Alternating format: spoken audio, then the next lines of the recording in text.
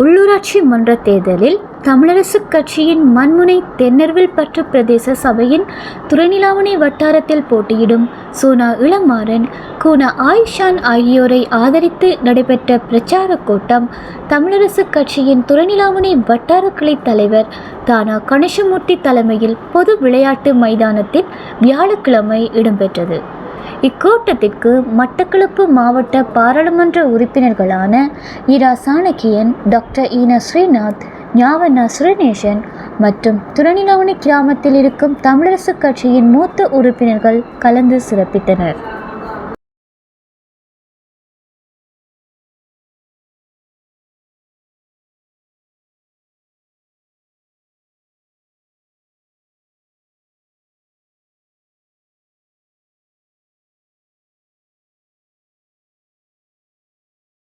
தேர்தலானது தமிழினத்தினுடைய எதிர்காலத்துக்கான ஒரு தேர்தலாகவே நாங்கள் கருதுகிறோம். அனைவருக்கும் தெரியும், கடந்த 2024 ஆண்டு பாராளுமன்ற தேர்தலிலே நாடு முழுவதும் அனுரகுமார திசாநாயக்கவுடன் நின்ற பொழுது மட்டக்களப்பு மாவட்டம் மாத்திரம் இலங்கை தமிழரசு கட்சியுடன் நின்றது. நாட்டிலே இலங்கையினுடைய வரைபடத்தை எடுத்து பார்த்தால் எல்லா மாவட்டங்களும் சிவப்பாக இருந்த பொழுது மட்டக்களப்பு மாவட்டம் மாத்திரம் மஞ்சள் நிறத்திலே இருந்தது. அந்த தேர்தலிலே நாங்கள் 3 பாராளுமன்ற உறுப்பினர்கள் தெரிவு செய்யப்பட்டோம். அதிலே வரலாற்றிலே முதலாவது முறையாக 60,000 வாக்குகளை விட அதிகமாக ஒரு பாராளுமன்ற உறுப்பினர் எடுத்ததுன்னு சொன்னால் அந்த வரலாற்று சாதனை படைக்கிறதுக்கு இந்த துறைநிலாவணை வாழ் மக்களும் எனக்கு உதவியிருந்தார்கள். இந்த துறைநிலாவணை ஒரு காலத்திலே சொல்லப்பட்டது சீமு ராசமாணிக்கம் ஐயாவுடைய கோட்டை என்று. அதனைத் தொடர்ந்து இன்று துறைநிலாவணை தமிழரசு கட்சியுடைய கோட்டை என்று மீண்டும் சொல்ற அளவுக்கு கடந்த தேர்தலில் இந்த மக்கள் எங்களுக்கு வாக்களித்திருக்கிறார்கள். நாங்களும் துறைநிலாவணை மக்களை ஒரு நாள் நாங்கள் கைவிடவில்லை. துறைநிலாவணைக்கு கடந்த பாராளுமன்றத்துக்கு நான் தெரிவு செய்யப்பட்டதுக்கு பிறகு என்னுடைய ஒதுக்கீடுகளிலேயும் துறைநிலாவணையிலே நாங்கள் ஒதுக்கீடுகளை செய்திருந்தோம்.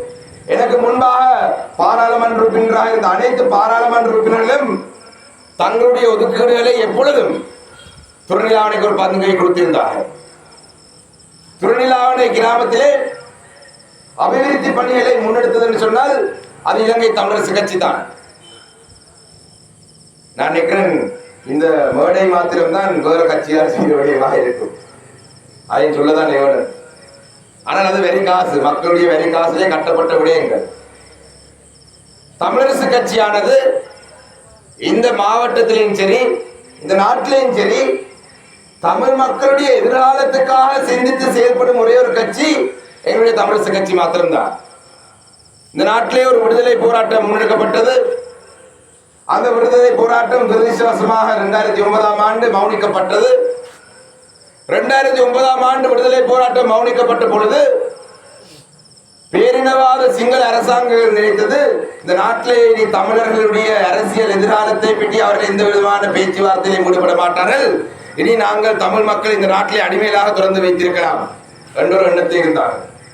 அந்த நேரத்தில் எங்களுடைய மறைந்த பெருந்தலைவர் சம்பந்தன் ஐயா அவருடைய தீர்க்க தரிசனத்தால இந்த நாட்டிலே தொடர்ந்தும் தமிழ் மக்களுக்கு ஒரு தேசிய இனப்பிரச்சனை இருக்கின்றதை பேசும் அளவுக்கு தன்னுடைய அரசியல் செயல்பாட்டை முன்னெடுத்தார்.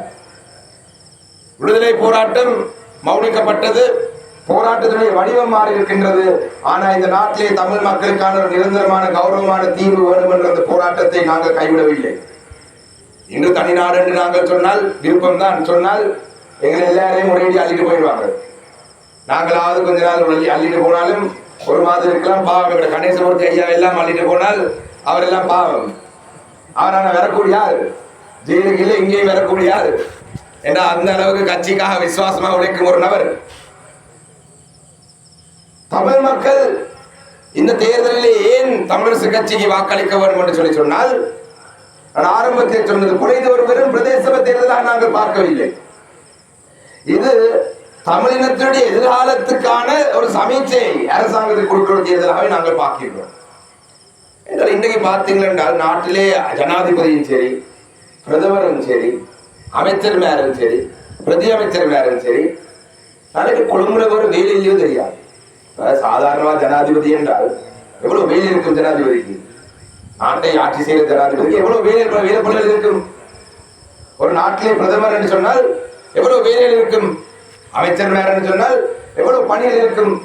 ஆனா இவர்கள் எல்லாம் ஒரு பணியும் செய்யாமல் வடக்கு கிழக்கு பூராவும் சுற்றுலா பயணிகளை போல சுத்தி திரிகிறார்கள்.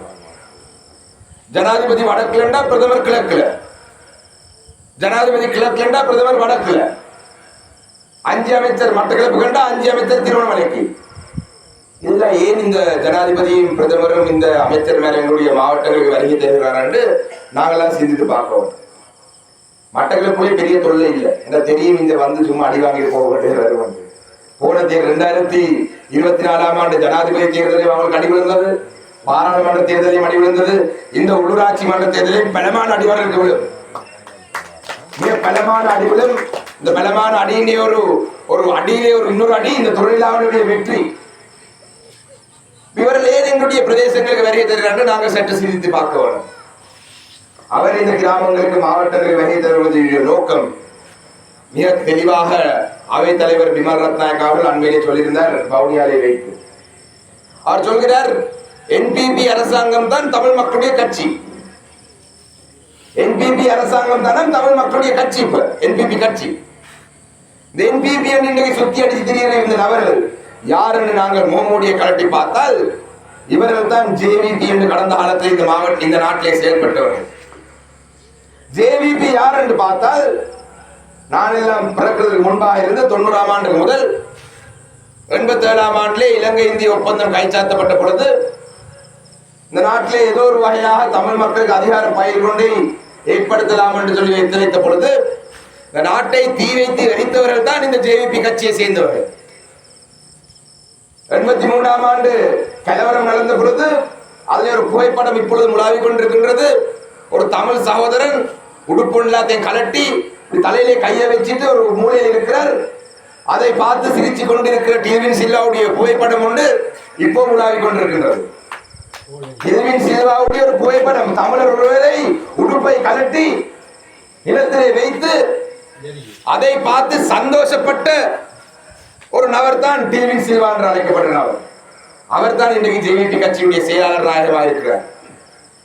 அவங்களுடைய கட்சி தான் இன்றைக்கு என்பிபி என்ற போர்வையிலே மோமோடியை போட்டு தமிழ் மக்களை ஏமாற்ற வந்திருக்கிறார்கள்.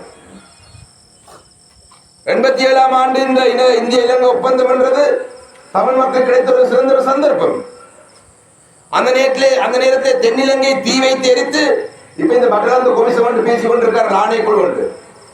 அந்த பட்டலாந்த ஆணைக்குழு வருவதற்கான காரணம் அரசாங்கம் அந்த நேரத்தில் இவங்களை கட்டுப்படுத்துவதற்காக சில நடவடிக்கை எடுத்தபடினால்தான்.